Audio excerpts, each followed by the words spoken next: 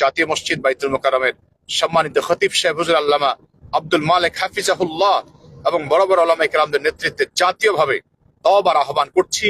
সবাইকে নিয়ে আমরা তওবা করতে চাই। তো যে কথা বলতে চাচ্ছিলাম যে বাংলাদেশে আমরা হঠাৎ করেই ভয়াবহ ভূমিকম্পের অবস্থা দেখছি, ভূমিকম্পের শিকার হচ্ছি। আসলে এই ভূমিকম্প কেন হচ্ছে তার বৈজ্ঞানিক একটি ধারণা, বৈজ্ঞানিক একটি বিশ্লেষণ আছে এবং শরীয়ভাবে পবিত্র কোরআন এবং সুন্নাহর আলোকে একটি বিশ্লেষণ আছে। যেমন বৈজ্ঞানিকরা বলেন, বিজ্ঞান আমাদেরকে বলে যে দুটি বড় কারণে ভূমিকম্প হয় জমিনে। সেটা হচ্ছে, একটা হচ্ছে আপনার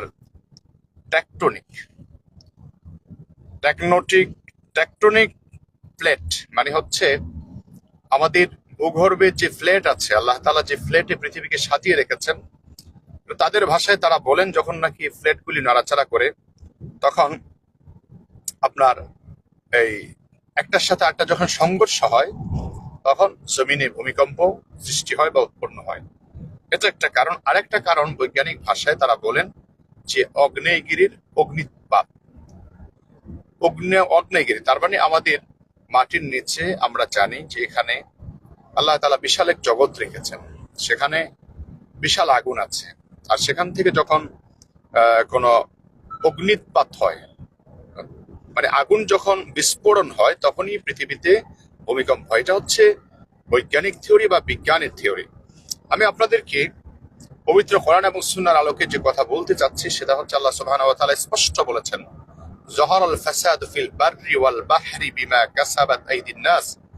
জলে স্থলে যত বিপর্যয় হয় সব মানুষের হাতের কামাই।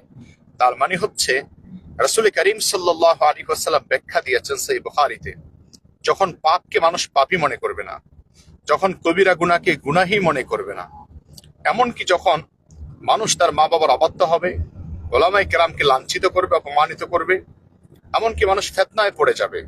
রাসূল করিম সাল্লাল্লাহু আলাইহি সাল্লাম এই কথা বলেছেন, যখন এইসব কর্মকাণ্ডগুলি সংঘটিত না হবে, বহুত ফিতনা, অনেক বেশি হতাহত, অনেক নির্যাতন এবং অনেক অবিচার, এমনকি পাশাপাশি যে ভয়াবহ ভূমিকম্প জমিনে নাড়াচাড়া করবে, এই ভয়াবহ ভূমিকম্পের উৎপাত যখন না হবে ততক্ষণ পর্যন্ত কিয়ামত হবে না।